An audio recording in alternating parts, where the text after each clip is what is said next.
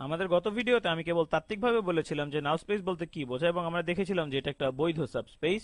এখন এই ভিডিওতে চলো আমরা দেখি একটি ম্যাট্রিক্সের নাল স্পেসকে কিভাবে হিসাব করা হয় এবং আমাদের এখানে আমরা এ এর নাল স্পেস হিসাব করে দেখব।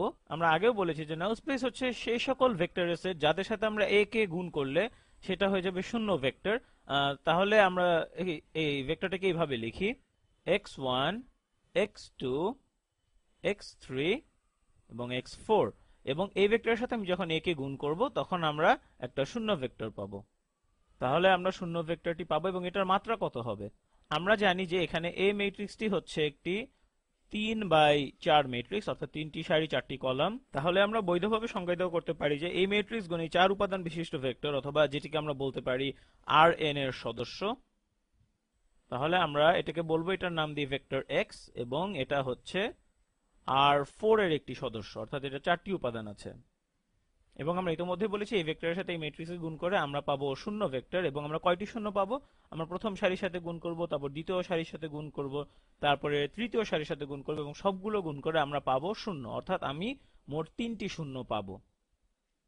তাহলে আমি শূন্য ভেক্টরটা লিখি, এটা হচ্ছে তাহলে আমার শূন্য ভেক্টর, এবং আমার শূন্য ভেক্টরটা R3 এর সদস্য হবে। এখন প্রশ্ন হলো আমরা এই ভেক্টরের সেটকে কিভাবে বের করব যেটার সাথে গুণ করলে আমরা এখানে শূন্য পাবো। আমি এটাকে একটু আনুষ্ঠানিকভাবে লিখে দিই এখানে।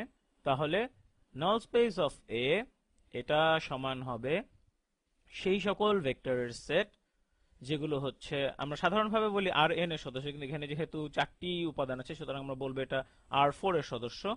এমন ভাবে যে আমরা যদি x এর সাথে a কে গুণ করি, ম্যাট্রিক্স a গুণ ভেক্টর x, এটা আমাদেরকে দিবে শূন্য ভেক্টর। এবং আমাদের এই ক্ষেত্রে আমাদের শূন্য ভেক্টরটা হবে R3 এর সদস্য। তাহলে আমরা এটা কিভাবে করব? এটি কিন্তু বেশ সোজা, এটি একটি রৈখিক সমীকরণ, আমরা একে সেভাবেই লিখতে পারি। আমরা যদি এখানে ম্যাট্রিক্সের গুণ করতে চাই তাহলে আমরা এখানে পাবো, আচ্ছা চলো এটা লিখে ফেলি, এটাকে একটা অন্য রং দিয়ে লিখি। এটা হলো 1 গুণ x1 যোগ 1 গুণ x2 যোগ 1 গুণ x3 যোগ 1 গুণ x4 সমান হবে 0। অর্থাৎ এখানের এই শূন্যটি, তাহলে এটা গুণ এটা সমান হবে এই শূন্যটা, এবং এটা গুণ এটা সমান হবে এখানের এই শূন্যটা। তাহলে 1 গুণ x1 যোগ 2 গুণ x2 যোগ 3 গুণ x3 যোগ 4 গুণ x4 সমান হবে 0। এবং এরপর আমাদের আছে এটা, এটার সাথে এটা গুণ করে আমরা পাবো এই শূন্যটা। মানে এখানের এই সারি ভেক্টরের সাথে আমরা এখানের এই কলাম ভেক্টরকে গুণ করব, তাহলে আমরা পাবো এই শূন্যটা। তাহলে চল এটা করে ফেলি। এটা হবে 4x1, এর সাথে যোগ হবে 3x2, তারপরে হবে 2x1, তারপরে হবে 4, আচ্ছা দাঁড়াও আমি এখানে একটু ভুল করেছি, এটা হবে 2x3, এটা হবে 2x3, এরপর হবে x4 সমান 0। তাহলে এখানে আমরা পাচ্ছি 4x1 যোগ 3x2 যোগ 2x3 যোগ x4 সমান 0। তাহলে চলো এই সমীকরণের সমাধান বের করি, তাহলে আমরা আমাদের নাল স্পেস পেয়ে যাব। আমরা এটা সমাধান করতে পারবো সহজেই, কারণ আমরা এরকম আগেও করেছি যে আমাদের এখানে 3টি সমীকরণ আছে এবং 4টি অজানা চলক আছে। তাহলে এটাকে আমাদের যেটা করতে হবে, আমাদের অগমেন্টেড ম্যাট্রিক্সে পরিণত করতে হবে এবং তারপর এটা রিডিউসড রো এচেলন ফর্ম নিতে হবে। তাহলে চলো সেটা করে ফেলি। তাহলে আমি এটাকে একটা অগমেন্টেড ম্যাট্রিক্সে নিয়ে যাব এখন, এবং অগমেন্টেড ম্যাট্রিক্সটা হবে এরকম। এটা হবে 1 1 4, তারপরে আছে আমাদের 1 2 3, তারপর আছে 1 3 2, 1 3 2, তারপরে আছে 1 4 1, এবং এটাকে আমরা বর্ধিত করব বা অগমেন্টেড করব শূন্য ভেক্টর দ্বারা। তোমাকে এখন খেয়াল করতে হবে, তোমাকে কষ্ট করে এটির সাথে এটি গুণ করতে হয়েছে সমান করার জন্য।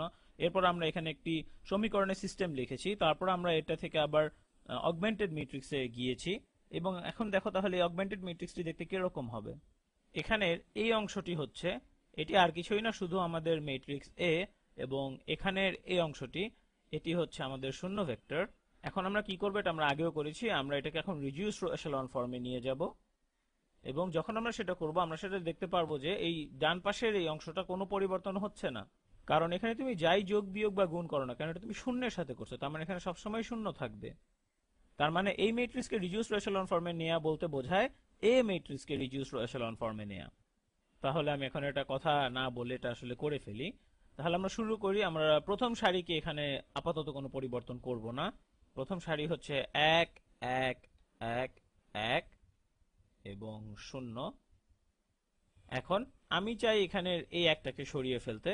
তাহলে আমরা এটাকে এমন ভাবে করতে পারি, দ্বিতীয় সারিকে আমরা দ্বিতীয় সারি বিয়োগ প্রথম সারি দ্বারা প্রতিস্থাপন করতে পারি। তাহলে এখানে পাচ্ছি 1 বিয়োগ 1 হচ্ছে 0, 2 বিয়োগ 1 হচ্ছে 1, 3 বিয়োগ 1 হচ্ছে 2, 4 বিয়োগ 1 হচ্ছে 3 এবং 0 বিয়োগ 0 হচ্ছে 0। তোমরা দেখতে পাচ্ছ এখানে শূন্যই থেকে যাচ্ছে। এখন আমি এটাকে প্রতিস্থাপন করব প্রথম সারি 4 গুণে থেকে এটাকে বিয়োগ করে। তাহলে আমরা পাচ্ছি 4 গুণ 1 বিয়োগ 4 সমান হচ্ছে 0। এরপর 4 গুণ 1 বিয়োগ 3 হচ্ছে 1, 4 গুণ 1 বিয়োগ 2 হচ্ছে 2, 4 গুণ 1 বিয়োগ 1 হচ্ছে 3 এবং 4 গুণ 0 বিয়োগ 0 হচ্ছে 0। এখন আমি যদি একে রিডিউসড এশেলন ফর্মে নিতে চাই, তাহলে আমি এখানে দুটো পদকে পরিবর্তন করতে চাই, অর্থাৎ এই পদ এবং এই পদকে এখান থেকে সরিয়ে দিতে চাই। তাহলে আমরা কি করতে পারি দেখি।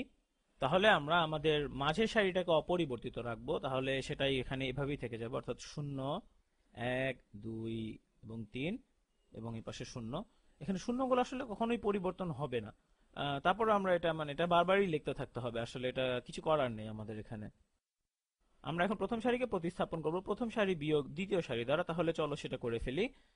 1 বিয়োগ 0 হবে 1, 1 বিয়োগ 1 হচ্ছে 0, তারপর 1 বিয়োগ 2 হচ্ছে -1 এবং 1 বিয়োগ 3 হচ্ছে -2 এবং 0 বিয়োগ 0 0।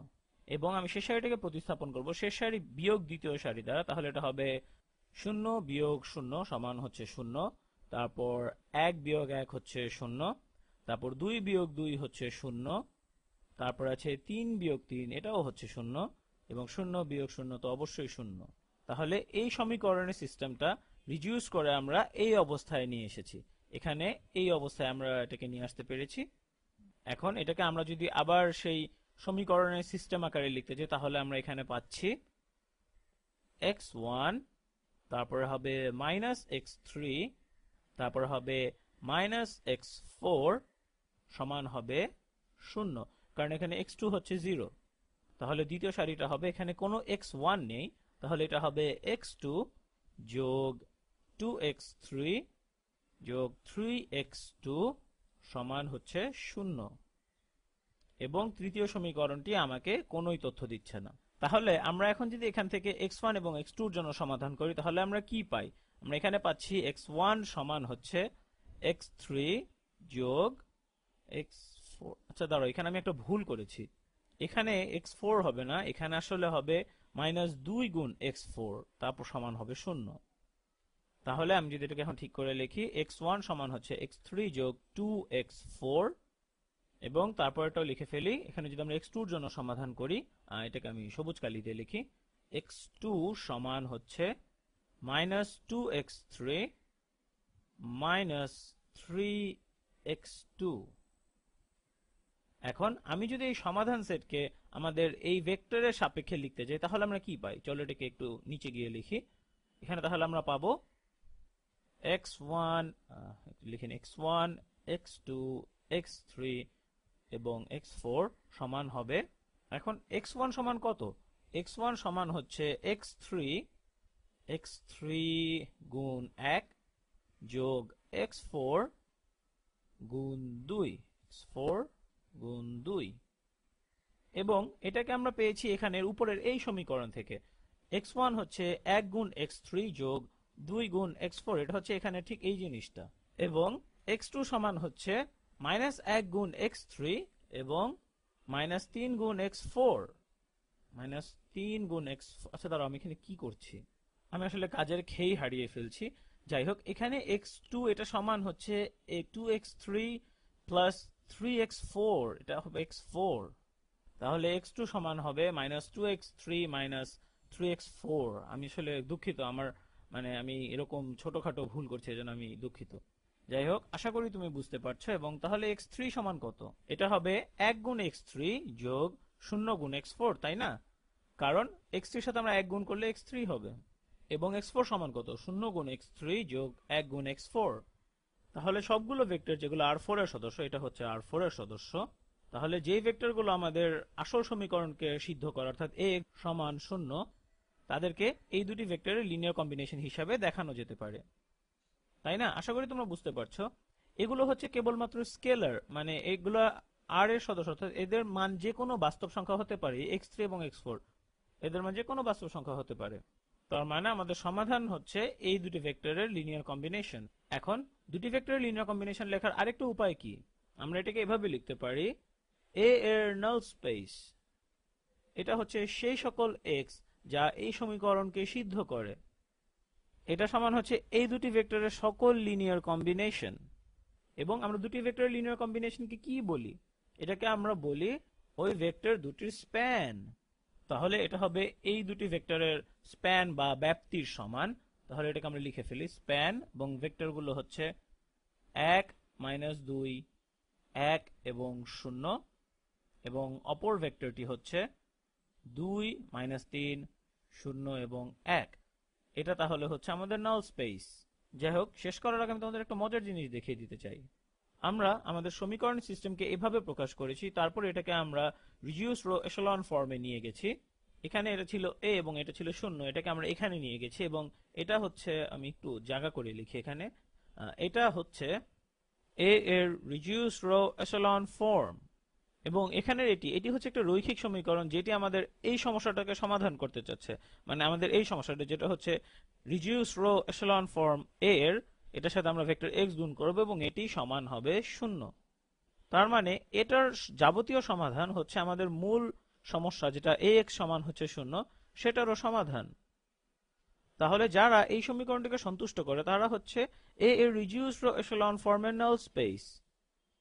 অর্থাৎ আমরা এখানের এই সমস্যাটা যদি সমাধান বের করি, মানে সেই সকল x এর মান যদি বের করি, তাহলে এটা হলো reduced row echelon form A এর null space, null space of reduced row echelon form of A। আমরা মূলত বলতে চাচ্ছি এই সমস্যাটা এবং এখানের এই সমস্যাটা আসলে একই জিনিস।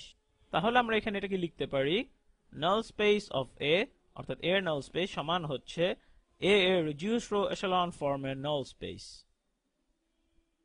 এখন তোমার হয়তো মনে হতে পারে এটা এখানে লেখার কি দরকার ছিল, কিন্তু এটা আসলে নাল স্পেস হিসাব করার সময় এই জিনিসটা আমাদের খুবই কাজে লাগবে। কারণ তখন আমরা বলতে পারবো অগমেন্টেড ম্যাট্রিক্স করার কোনো দরকার নেই, শুধু ম্যাট্রিক্স এ নাও, এটা রিডিউসড রো এশালন ফর্ম করো এবং তারপর এটার নাল স্পেস বের করো। তার মানে আমরা সরাসরি এখানে চলে আসতাম, এটা হচ্ছে আমাদের এ রিডিউসড রো এশালন ফর্ম, এবং আমি তৎক্ষণাৎ এই সমীকরণগুলো সমাধান করে ফেলতে পারতাম, তাই না? আমাকে শুধু যা করতে হতো সেটা হলো ম্যাট্রিক্স এ রিডিউসড রো এশালন ফর্মের সাথে এই ভেক্টরের ডট প্রোডাক্ট নিতে হতো, এবং তাহলে আমরা এখানের এই সমীকরণগুলো পেয়ে যেতাম, এবং এই সমাধানগুলোকে আমি এখানে এভাবে গুছিয়ে লিখতে পারতাম, এবং তারপরে আমরা আমাদের সমাধান পেয়ে যেতাম। যাই হোক, এটাই ছিল আমাদের সব। আশা করি এটা তোমাদের কাজে লাগবে।